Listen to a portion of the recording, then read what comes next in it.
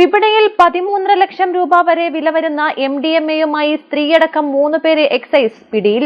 രഹസ്യവിവരത്തെ തുടർന്ന് Kalikavu excise inspector N. നൌഫലും സംഘവും നടത്തിയ വാഹന പരിശോധനയിലാണ് നിലമ്പൂർ വടംപുറം താളിയമ്പുഴയിൽ റോഡിൽ വെച്ച് സംഘത്തെ പിടികൂടിയത്.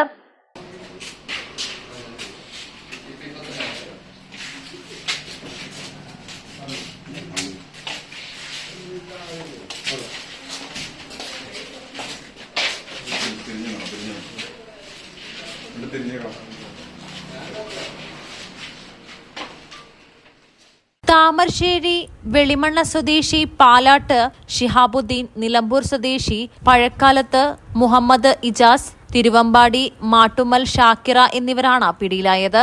ഇവർ സഞ്ചരിച്ചിരുന്ന ഇന്നോവ കാറും കസ്റ്റഡിയിലെടുത്തിട്ടുണ്ട്. താമരശ്ശേരിയിൽ നിന്ന് നിലമ്പൂരിലേക്ക് വരികയായിരുന്ന സംഘമാണ് പിടിയിലായത്. ചില്ലറ വിൽപ്പനക്കാരിലേക്ക് ലഹരി മരുന്ന് എത്തിക്കുന്ന സംഘമാണ് പിടിയിലായവർ. ഇവരിൽ 265.14 ഗ്രാം MDMA-യാണ് പിടിച്ചെടുത്തിട്ടുള്ളത്.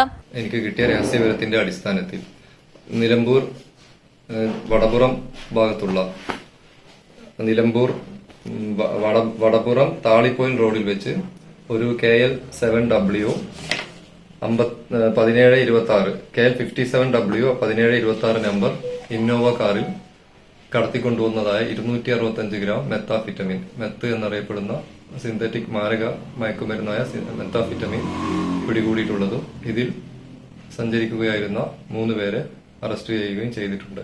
മൂവരും സുഹൃത്തുക്കളുമാണ്. ഷാക്കിറ വാഹനത്തിന്റെ മുൻ സീറ്റിലായിരുന്നു ഇരുന്നത്. പ്രതികളെ നിലമ്പൂർ കോടതിയിൽ ഹാജരാക്കും.